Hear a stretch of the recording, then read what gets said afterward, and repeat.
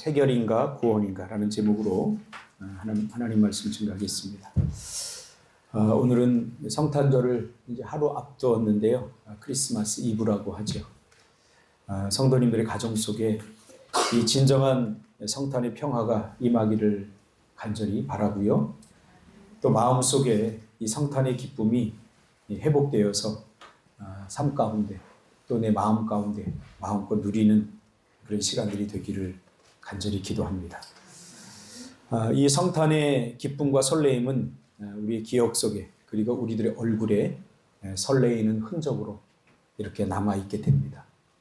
저도 어릴 적에 그 성탄절을 보내던 그 성탄의 기억들이 남아있어요. 미소 지어지고 그때를 생각하면 마음이 설레기도 하고 참 좋았던 그런 성탄의 기억입니다.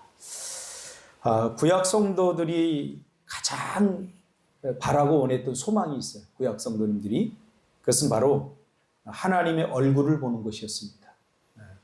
그렇죠? 그래서 야곱이 하나님의 얼굴, 퍼니엘, 하나님의 얼굴을 보고 일평생 그 힘으로 살아갔죠. 하나님의 얼굴을 본 힘으로. 저번 주에 전화가 왔어요. 몇십 년 만에, 거의 3, 40년 만에 예전에 고향에서 같이 신앙생활을 하던 동네 그 누님이 계신데 두 자매가 두 분이 권사님이 되어서 손주들과 이렇게 제주로 왔다고 목사님 한번 뵙고 싶습니다. 이렇게 연락이 왔어요. 근데 갑자기 연락이 와서 제가 스케줄이 다 잡혀 있어서 어떻게 할까 그러다가 그분들이 예전에 저에게 선대해 주었던 늘 씩씩하고 또 나에게 용기를 주고 힘을 주었던 그리고 무엇보다 밝은 얼굴로 저를 대해 줬던 그 기억이 떠오르는 거예요. 그래서 그냥 보내면 안 되겠다. 그래서 일단 만나죠. 이렇게 하고서 저 시간이 없었지만 그리고 제가 교회를 이렇게 한 바퀴 구경시키고 그 다음에 이제 제가 점심을 대접하러 저녁이죠. 이른 저녁을 대접하러 식당에 이렇게 모시고 가면서 한 10분 남짓 15분 짧게 이야기를 했어요. 왜 제가 스케줄이 다 있는데도 만나게 했습니다. 이렇게 했을까? 가만히 생각해 보니까 그분들의 따뜻한 미소가 제 마음에 여전히 남아있더라고요. 그래서 그분들을 보면 마음이 되게 좋을 것 같아요. 위로받을 것 같아서 제가 뵙겠습니다. 그리고 뭐 이야기도 자세히 못했어요. 남편은 제가 아는 선배님, 장로님이시고 또 딸은 또 사모님이기도 하고 이렇게 해서 이제 잠깐 소개를 받고 그리고 식사 대접을 하고 저는 그냥 와서 또 제 스케줄을 했습니다. 특별한 경우를 제외하고 우리는 누군가를 떠올릴 때 그 사람의 얼굴을 떠올립니다. 그렇죠? 송은만 집사님, 한 30년 후에 내가 무엇을 떠올릴까? 송은만 집사님의 뒷모습을 떠올릴까요? 옆모습이 떠오를까요? 아닙니다. 송은만 집사님의 좀 묵뚝뚝하면서도 위트 있는 저 얼굴, 그 표정들, 뭔가 호기심 가득하면서 뭔가 터져나올 것 같은 그 얼굴이 떠오르겠죠. 참 친근한 저 얼굴이 떠오르겠죠. 여러분은 누군가에게 어떤 얼굴로 기억되실지 자신의 얼굴이 자신의 신앙에 걸어온 길의 결과일 수 있음을 우리가 기억해 볼 필요가 있습니다. 지금도 저는 잊지 못하는 신대원 다닐 때 늘 고개를 푹 숙이고 근심 가득해서 이만한 철학 서적을 들고 다녔던 그 전도사님을 아직도 기억합니다. 마음속으로는 저분은 그냥 철학자가 됐으면 좋았을 걸, 목회자가 되면 큰일 나겠다 그런 생각을 하면서 내 표정을 한 번씩 이렇게 돌아보고 했던 기억이 있습니다. 성탄절은 구약 성도들이 그토록 보고 싶어 했던 하나님의 얼굴을 마침내 보게 되는 날이었죠. 그 하나님은 우리의 상상과 생각을 완전히 뒤엎으시고 아기의 얼굴로 이 세상에 오셨습니다. 얼마나 다행스러운 일입니까? 아기 싫어하는 사람 없죠. 저는 우리 온유만 보면 이렇게 그냥 내가 밝은 건지 걔가 나를 보고 웃는 건지 내가 걔를 보고 웃는지 몰라요. 아무튼 서로 막 웃어요. 우리 또 한결이 이렇게 보면은 장군이잖아요. 벌써 다 컸어요. 내일 모레 장가 보내야 될 것 같아요. 보면은 이게 내가 허럭 하면 그냥 밝게 웃어줘요. 그러니까 아기를 보고 인상 쓰는 사람 없어요. 그 문제가 심각한 사람. 그죠? 아기를 보고 인상, 더럽게 못생긴 그런 사람 없어요. 못생긴 아기도 이뻐요, 다. 그러니까 예수님께서는 아기의 모습으로 이 땅에 오신 것이 우리에게 얼마나 다행스러운 일인지 몰라요. 구약 성도들은 하나님을 보지 못했기 때문에 하나님을 나름대로 상상해냅니다. 그 형상을 무척 궁금해했습니다. 그래서 성난 바람, 폭풍, 파도 그런 것들로 묘사하거나 날개 달린 용이나 불을 뿜어내는 이상야릇한 동물로 묘사하기도 합니다. 때로는 섬뜩하고 말 안 들으면 잡아먹을 것 같은 포악한 그런 형상으로, 때로는 변덕스럽고 흉포스러운 그런 존재로 그려내기도 합니다. 그러나 우리가 생각하는 것처럼 하나님은 그런 분이 아니에요. 우리가 잘못하면 잡아먹고, 우리가 잘못하면 벌을 주고, 그렇게 흉악하고 포악한 신이 아니라 하나님은 아기로 오셨어요. 아기로. 참 얼마나 여러분 다행스럽습니까? 이것이 우리가 첫 번째 기억해야 될 성탄의 의미입니다. 예수님께서는 신이신 하나님은 우리에게 아기로 오셨다. 두 번째, 오늘 우리가 다룰 주제인데요. 두 번째 우리가 기억해야 될 것은 그분은 이 땅에 구원자로 오셨다는 겁니다. 구원자로. 근데 많은 사람들이 이 구원을 정말 피상적으로 이해하고 받아들이고 있습니다. 제가 주님을 인격적으로 영접하고 나서 얼마간은 정말 주님의 그 구원의 기쁨과 감격에 젖어서 살다가 3년쯤, 정확히 기억하지는 않지만 한 3년쯤 지나는 순간부터 변하지 않는 나의 어떤 부분에 대해서 정말 힘들고 어려운 그러한 마음에 직면하게 된 것을 저는 기억합니다. 지금도 여전히 그런 부분들과 싸우고 있습니다. 나의 변하지 않는 자, 나의 변하지 않는 자. 근데 이것은 평소에는 잘 드러나지 않습니다.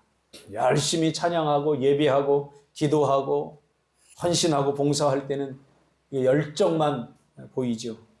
그러나 가끔 제 안에서 나도 깜짝깜짝 놀랄 만한, 내가 아닌 것 같은, 그러나 나일 수밖에 없는 그런 괴물과 같은 근성들이 내 안에 도사리고 있다는 것을 저는 발견하고, 시간이 흐르면 해결되겠지라는 생각을 가지고 기도도 더 많이 해보고 예배도 드려보지만 여전히 내 안에 교묘하게 감추어져 있다가 그 분노들과 그 못된 성질이 내 안에서 나오는 것을 저는 발견하게 되었습니다.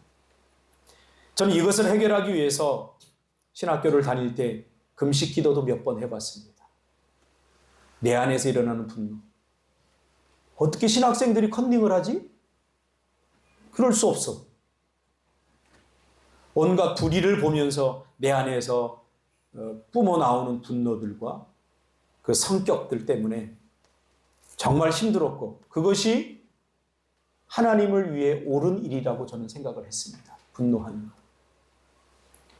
그래서 마음껏 분노하고 또 죄를 지적하기도 하고 정죄하고 비난해 보기도 했지만, 그럴수록 내 마음 한편에서는 뭔가 자유함이 없었어요. 때로는 차를 타고 가다가 새치기라도 하면 내 안에서 나도 모르게 욕이 나와버렸어요. 아마 우리 제자들은 많이 경험했을 것입니다. 많이는 아니고 가끔 경험했을 것입니다. 제가 누군가와 싸우는 모습도 저희 제자들은 보았습니다. 이게 시간이 지나도 잘 해결이 안 돼요. 내 안에 있는 또 다른 나의 괴물 같은 모습. 저는 인정하고 싶진 않지만 이 괴물 같은 내가 내 안에 존재한다는 것을 인정할 수밖에 없었습니다. 인정하면서 저는 정말 감당하기 쉽지 않은 절망 가운데 있었습니다. 내가 목사가 되겠다는 사람이, 내가 그리스도인, 내가 주님을 만났다고 하는 사람이 이것밖에 안 되나? 그런 실망에 차라리 예수를 믿지 말까? 그런 생각도 해보았습니다. 기도를 더 많이 하면, 더 많이 예배하고 주님께 나가면 해결되리라 생각했던 것들이 시간이 흘러도 여전히 교묘하게 감추어져 숨겨져 있어서 어느 날 툭툭 이게 나오는데 이게 감당이 안 되는 거예요. 저는 한참의 시간이 흐른 후에 이것이 내 안에 있는 죄성이라는 사실을 깨달았습니다. 이 죄성은 내 안에 자기중심적인 사고, 자기중심적인 기분, 자기중심적인 정서로 굳어져서 철저하게 자기밖에 모르는, 자기를 즐겁게 하고 자기를 내세우고 자기를 스스로 지키고 보호하려고 하는 이기적이고 자기중심적인 생각이라는 사실도 알게 된 거죠. 그러니까 내 마음대로 안 되면 성질이 나오는 거예요. 내 마음대로 안 되면 화가 나는 거예요. 저 사람 왜 저 따위로 운전해? 내가 원하는 대로 그가 운전하지 않는 거예요. 그가 어떤 형편에서 그렇게 끼어들긴 했는지, 그가 어떤 마음으로 들어왔는지 그건 전혀 고려하지 않는 거예요. 이것이 온갖 병리적인 현상으로 내 내면을 더럽게 하고 내 마음이 어느 순간에 삐딱해져 있다는 사실을 저는 발견하게 되었습니다. 심리학을 공부하면서 아마 심리학을 공부한 것도 그런 측면이 많이 또 고려되지 않았나 이런 생각을 해봅니다. 심리학을 공부하면서 사람들로부터 받은 상처와 자라오면서 환경이 만들어낸 아픔으로 인해서 이러겠지라고 생각을 했습니다. 그러나 성경을 읽으면서 성령께서 깨닫게 해주셨습니다. 죄 때문이라, 죄성 때문이라. 이 문제는 너나 할 것 없이 우리 모두의 문제입니다. 이 삐딱함이 얼마나 나를 괴롭히는지 모릅니다. 여러분, 우리가 믿음이 없어서 실망하지 않습니다. 내 감정이 상하면 실망합니다. 기도할 시간이 없어서 기도하지 않지 않습니다. 제가 그랬어요. 제가 어떤 힘든 일이 있어요. 어머니를 찾아갔는데 어머니가 뭐라고 그러냐면, 야, 기도해야지. 그러니까 누가 기도해야 되는 거 모르냐? 신학생이 기도 안 하겠냐고. 그러면서 내가 기도하려고 그랬는데 엄마가 그 얘기해서 나 기도 안 할 거야. 얼마나 삐딱합니까? 기도하려고 했는데 새벽 기도 박준석 집사 내일 나오려고 그랬는데 내가 준석아 기도해야지 시간 너 그러면 안 돼. 그러면 아이씨 기분 나빠. 이게 우리라는 거야. 평소엔 잘 안 드러나요. 그럴듯해 보이죠. 찬양 인도하고 여기서 막 하니까 그럴듯해 보이죠. 제가 준석 집사한테 그래요. 야, 이제 내가 은퇴하면 네가 제자 중에 누가 한 명 이거 물려받아서 해야 되지 않겠냐? 그랬더니 나 같은 천한 것이, 나 같은 자격 없는 것이 정말 자격이 없어서 그런 건지 아니면 교만해서 그런 건지 잘 모르겠어요. 우리 안에는 이 삐딱함이 감정적으로 쌓여 있고 이런 죄성들이 우리 안에 가득 있다는 거예요.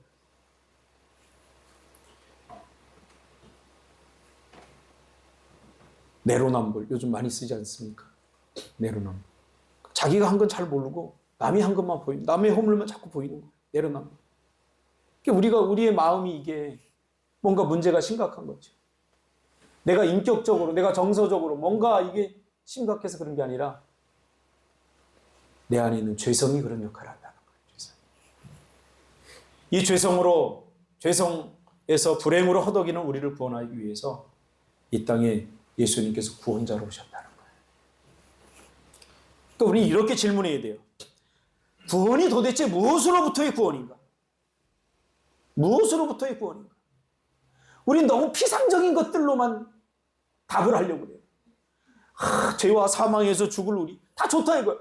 이 구원은 도대체 무엇으로부터 구원인가? 성경은 분명하게 이야기해 주고 있죠. 죄성 가득한 자아로부터의 구원입니다. 이 못된 나로 살면 나도 불행하고 너도 불행해집니다.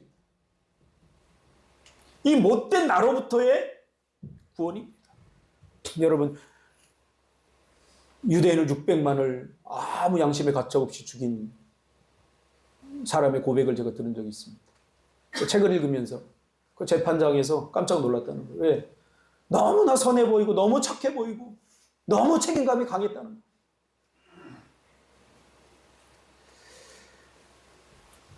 우리 안에도 이런 괴물들이 다 존재하고 있어요.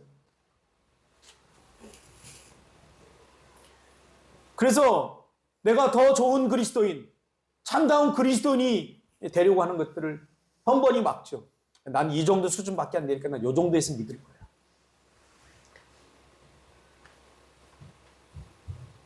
이게 다 죄성이 하는 역할이라. 죄성. 예수라는 이름의 뜻은 오늘 본문에 보니까 여호와가 구원하신다는 말입니다. 여호와가 구원하신다. 예수. 그러므로 예수라는 이름 안에 하나님의 구원이 들어있는 거죠.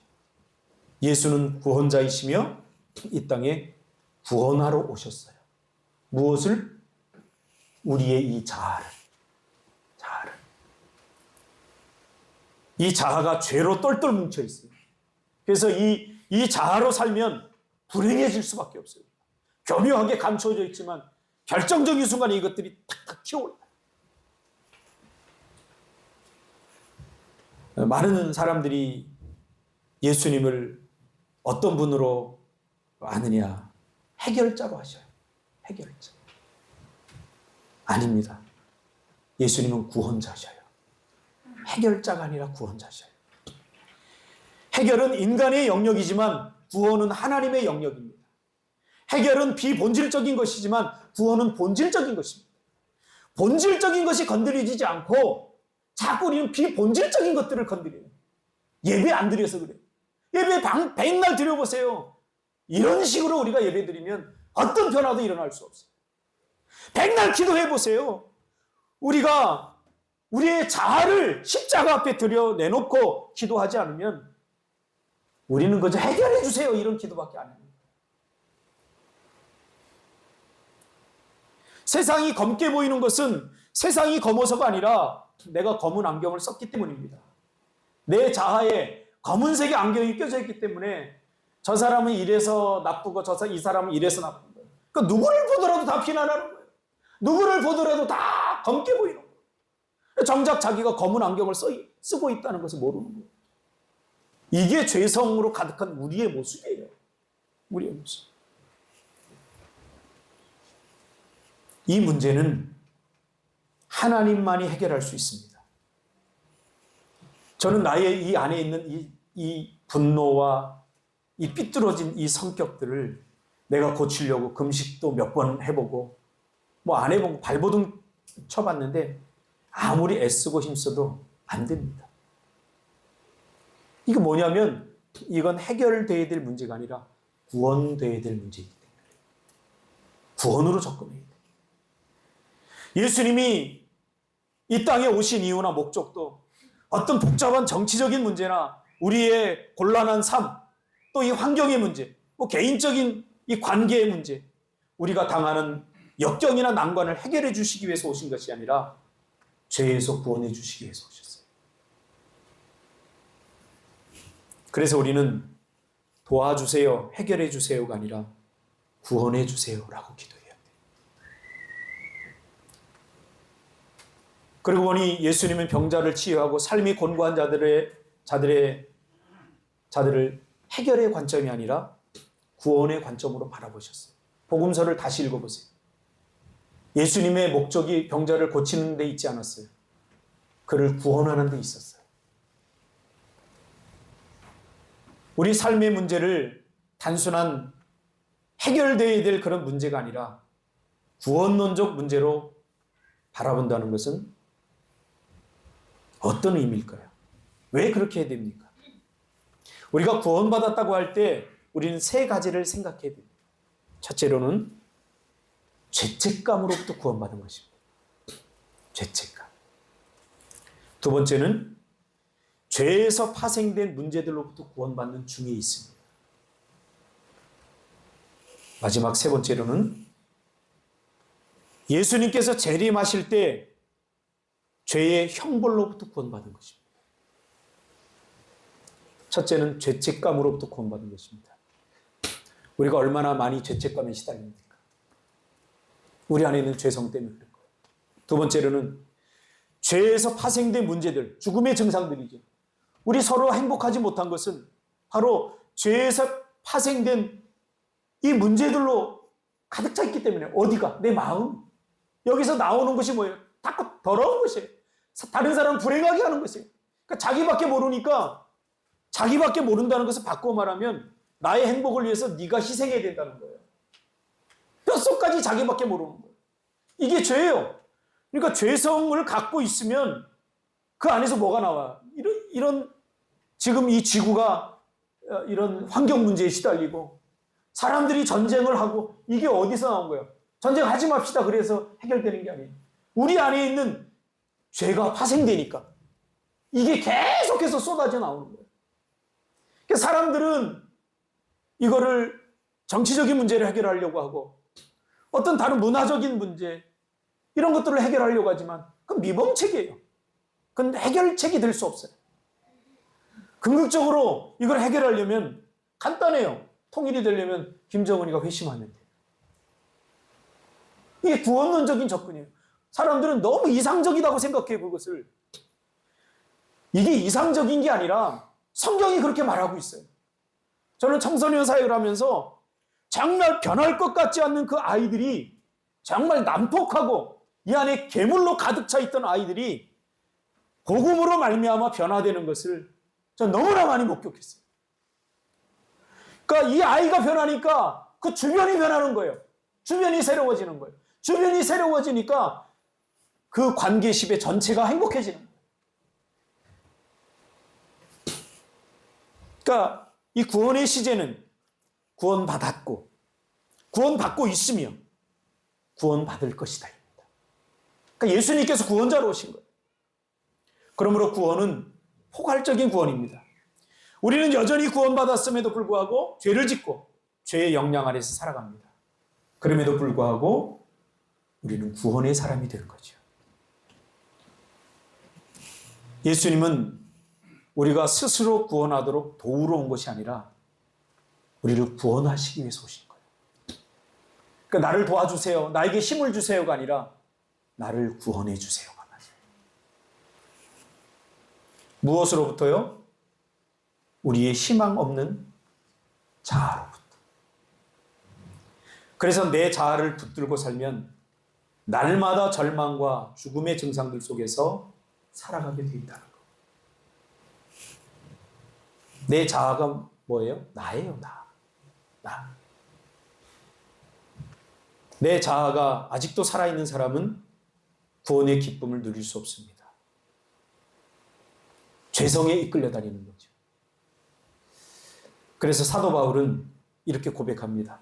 내가 십자가 앞에서 죽었다. 나는 날마다 죽노라. 생각해 보세요. 이미 죽은 사람 아니에요? 근데 날마다 죽는다고 얘기하는 거예요. 그러니까 이런 표현들이 왜 이렇게 나왔는가를 우리가 묵상으로 해결해야 돼요. 죄는 우리가 생각하는 우리가 해결돼야 될 대부분의 문제들은 이게 십자가로만 해결이 가능한 문제라는 거예요. 이거 제가 설교하는데 어려운 거 아니에요. 자꾸 우리는 그 문제를 해결하려고 그 문제만 봐요. 아니에요. 내 자아를 봐야 돼요. 내 안에 얼마나 이 불가능한 그런 죄성들로 가득하 있는지.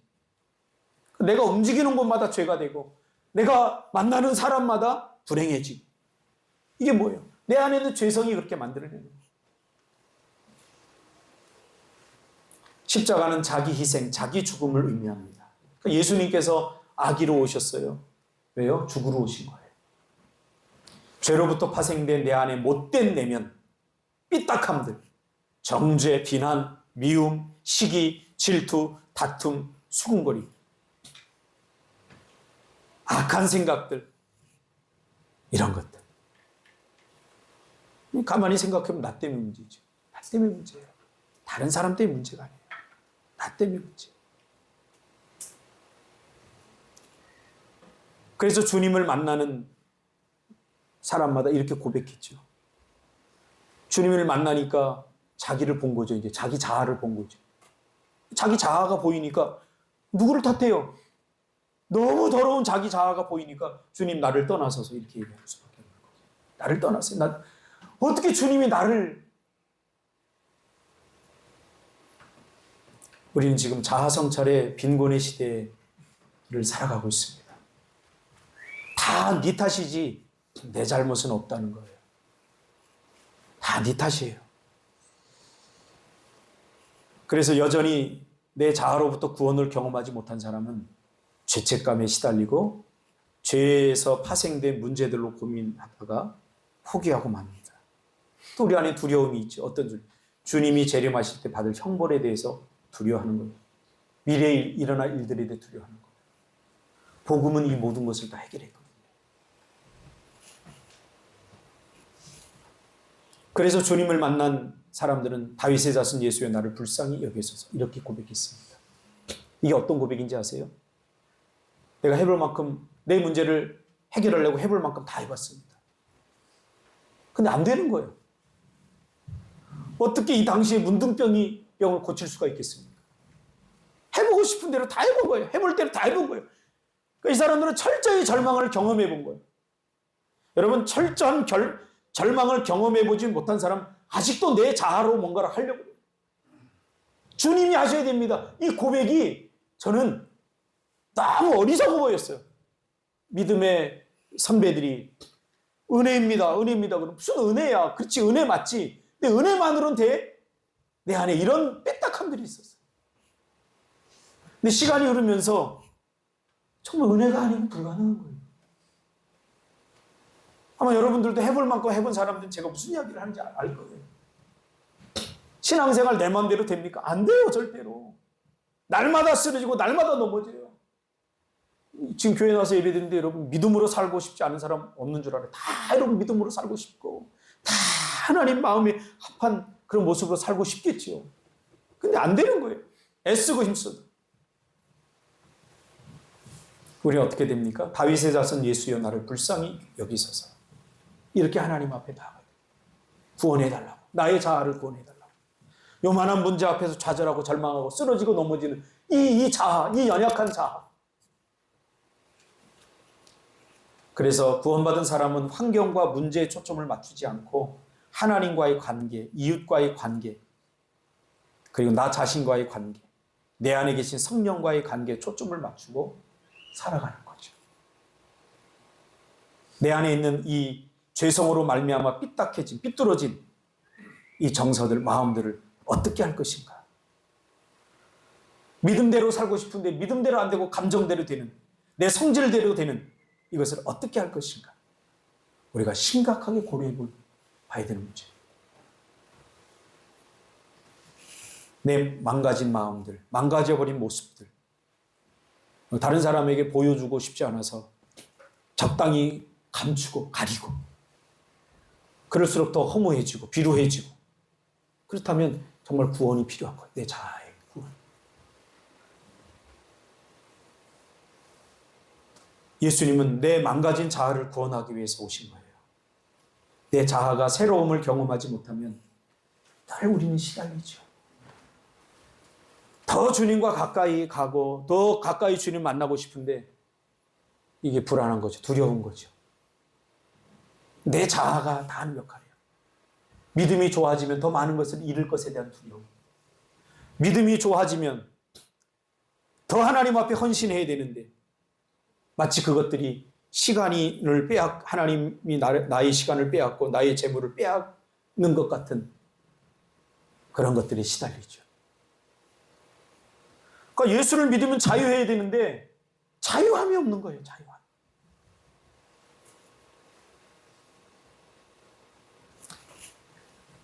우리의 자아를 십자가 앞에 내려놔야 돼요. 우리 자아를. 나라고 생각하는 그 자아. 그렇죠? 왜 새벽에 못 나옵니까? 내가 나를 끌어당기기 때문에 내 자아가. 야, 조금 더 자. 유준석 집사가 옛날에 그랬어요. 새벽 기도 며칠 나오고, 새벽 기도하고 살다가는 죽을 것 같아요. 어떻게 살아요? 그렇게 말하는 게 뭐냐면, 내 자아가 그렇게 생각하도록 만든 거죠. 그래서 이 자아가 새로움을 경험하지 못하면 늘 우린 시달립니다. 내면의 고통과 아픔, 이중성들, 의심, 불신. 우리 구속사적 신앙, 구속사적 믿음은 이런 것들로부터 자유하고 구원의 기쁨을 누리게 되어 있습니다. 내 자아와 내 내면, 그리고 관계 속에서. 시편 139편 13절로 16절에 보니까 내 자아, 구원받은 내 자아의 실체가 무엇인지 다윗의 고백을 통해서 우리에게 들려주고 있습니다. 그러니까 내가 누군지 잘 몰라요. 그러니까 거짓 자아로 우리가 살아가는 거예요. 사실 우리는 그렇게 못된 사람들이 아니에요. 괴물 같은 사람들이 아니에요. 저도 깜빡 속을 뻔했어요. 이것은 거짓 자아가 만들어낸 나의 모습이더라고요. 막 화를 내고 성질을 부리고 이게 참다운 나의 모습인 줄 알았어요. 그래서 자꾸 숨기고 감추려고 했는데 아니더라고요. 성경에는 내가 진짜 누군지, 참 자아가 누군지를 가르쳐주고 있어요. 시편 139편이 다윗의 고백이거든요. 주는 내 몸의 모든 기관을 만드시고 어머니의 태에서 나를 배를 짜듯이 지으셨습니다. 내가 이처럼 놀랍고 신기하게 만들어졌으니 주를 찬양합니다. 주의 솜씨가 얼마나 훌륭한지 나는 잘 알고 있습니다. 내가 보이지 않는 어머니 태에서 만들어지고 있을 그때에도 주는 내 형체를 보고 계셨습니다. 주는 내가 태어나기도 전에 나를 보셨으며 나를 위해 작성된 날이 하루도 시작되기 전에 그 모든 날이 주의 책에 기록되었습니다. 그러면서 주님은 나를 누구라고 말하냐면 신묘막측하게 지어진 존재라고. 이 말을 시적으로 표현하면 너무너무 고상한 사람들이라. 너무너무 여러분 괜찮은 사람들이라. 너무 멋지고 괜찮은데 이 안에 죄성이 나를 괴물처럼 생각하게 만든다는 거예요.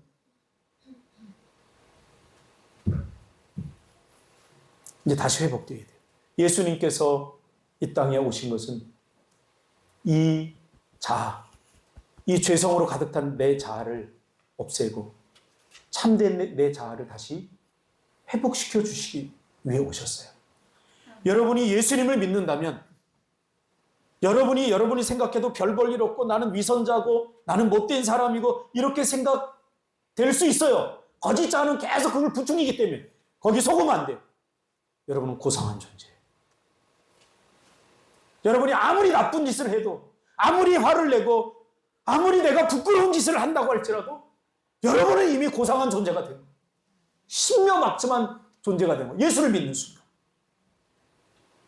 그래서 우리는 그런 것들에 시달려서는 안 돼요. 사단은 계속해서 끈질기게 우리의 열등감을 부추게 해요. 너 그렇게 살면서 너 그리스도인이야? 너 그딴 짓을 하면서 야 네가 하는 모습을 너희 교회 성도들이 봐봐. 너 얼굴도 못 들어 목사가. 자꾸 이런 이야기를 해도 여러분 거기에 속으면 안 돼요. 그래. 예수님이 왜 마구간에 온 줄 아세요? 우리의 삶의 현장이 우리의 내면이 마구간 같기 때문이에요. 여러분 마구간 가보셨나요? 마구간도 굉장히 고상한 표현이에요. 외양간. 냄새 나서 못 들어가요. 거기에 온갖 이 소들의 똥을 싸고 오물과 그 볏짚들이 섞여서 내는 냄새. 저도 어릴 때 할아버지 댁에 가면 그 외양간에 들어가면 제가 코 막고 들어갔어요. 그 냄새가 고약해요.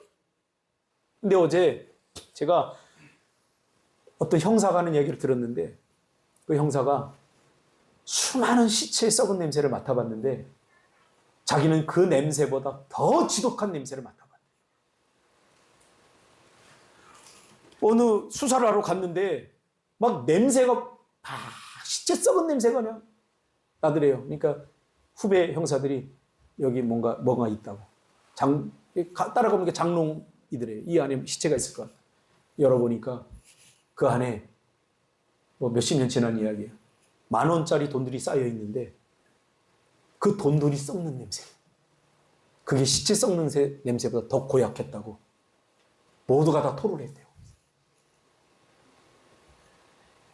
그 이야기를 들으면 제가 의미가 있다고 생각했어요. 왜 마구간에 태어나셨어요? 이 마국간을 정화시키기 위해서 예수님이 오신 거예요. 여러분, 우리가 아무리 갈고 닦아도 우리 안에 또 분노가 일어나고 또 성질이 일어나요. 자꾸 갈고 닦으려고 하지 마시고 그럴 때마다 어떻게 돼요? 나를 구원해 주세요. 난 희망이 없습니다. 내 자아를 십자가 앞에 내려놓고 나는 죽었습니다. 사도 바울이 얼마나 고통스러우면 이 고백을 했겠어요. 나는 이미 죽었습니다. 했더니 죽었는데 또 이게 올라오는 거예요. 그러니까 뭐라고 그래요? 나는 날마다 죽습니다. 이렇게 고백하는 거예요. 이 말은 뭐예요? 나는 날마다 내 거짓 자아들, 나라고 생각하는 내 거짓 자아들이 죽었습니다. 라고 선언하는 거예요. 근데 제가 그 말씀을 읽으면서 저는 날마다가 아니라 매 순간 초마다 난 죽어야 돼요. 그렇잖아요? 요만한 서운함이 와도, 요만한 어려움이 와도 우리는 어때요? 못 살겠다, 죽겠다. 그러잖아요. 그러니까 내 이 거짓 자아를 나의 진짜 자아로 믿고 사는 사단은 그렇게 만든다고요, 우리를. 거기에 속으면 안 돼요. 여러분이 아무리 사람들에게 지탄받는 죄를 진다고 할지라도 여러분은 이미 예수 그리스도의 보혈로 고상한 존재들이 된 거예요. 이걸 우리가 믿지 않으면 안 돼요. 여기서부터 우리의 신앙이 출발해야 돼요. 그게 뭐예요? 이걸 모르면 자꾸 죄책감에 시달리게 되는 거예요. 내 과거에 지은 죄, 지금도 변화되지 않는 나의 모습. 신앙은 뭐라고 그랬어요? 지향이라고 그랬어요. 내가 지금 어떻게 사느냐가 아니라 내가 무엇을 바라보고 나가느냐, 그게 중요한 거예요. 내가 주님을 바라보고 나가는 가정 가운데 쓰러졌다면 주님이 이렇게 세워주십니다. 지향이에요. 우리의 서로 이 모습들. 어제 제가 운영위원들하고 잠깐 이야기를 하는데 다 그런 얘기를 하더라고. 다 외롭다고. 다 서로 외로운 거예요. 다 누가 나의 외로움을 달래주기를 바라지. 네? 다 그러고 있지. 먼저 가서 그 외로운 사람에게 외로움을 달래줄 생각은 전혀 없는 거예요. 이게 뭐예요? 이게 죄성이라는 거예요. 어제 뭘 날릴 일이 있어서 태한 집사한테 전화했는데 전화기를 왜 사갖고 다니는지 난 이해가 안 가. 지금까지 전화를 해서 단 한 번도 제때 받은 적이 제 기억으로는 별로 없어. 그래서 별일 아닌데 화가 나는 거예요. 그래서 확 이게 올라오는 거예요. 그래서 내가 찾아가가지고 문을 땅땅땅 두드렸어. 그랬더니 이쁜 여자아이가 나오더라고. 보람이가. 그래서 하루 좀 가라앉히고. 대안이냐? 네, 오빠 저기 있어요. 그래서 저 오빠한테 갔더니 지 새끼라고 그 둘 데려다 놓고 땀을 팍 흘리면서 뭘 이렇게 하는데 아이고.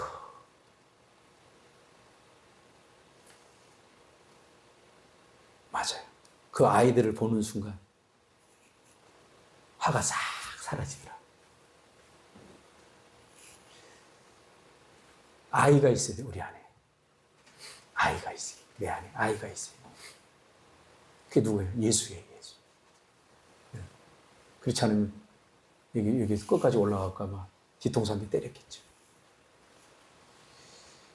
그러므로 여러분, 저희 어머니가 늘 저에게 했던 이야기 있어요. 못난 사람 되지 마라. 사람 못난 게 가장 불쌍한 거다. 내 쓰레기장 같은 더럽고 냄새나는 나로 살 것인가? 아니면 십자가의 보혈로 이미 이게 다 씻어졌어요. 그러니까 잔상이 괴롭히는 거예요, 여러분들. 실체가 괴롭히는 게 아니에요. 죄성이라고 하는 것은 죄가 아니에요. 죄의 성질들이 여전히 내 안에 남아서 너 그렇게 열심히 신앙생활해도 별 의미가 없어. 너 나중에 후회한다? 자꾸 내 안에 있는 죄성이 나를 이렇게 끌고 가는 거예요.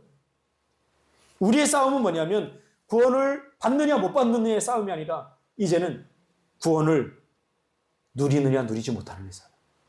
여러분이 예수 그리스도를 나의 구원자로 마음으로 믿어 의에 이르고 입으로 신하여 구원을 얻었다면 여러분은 다 구원받은 사람들입니다.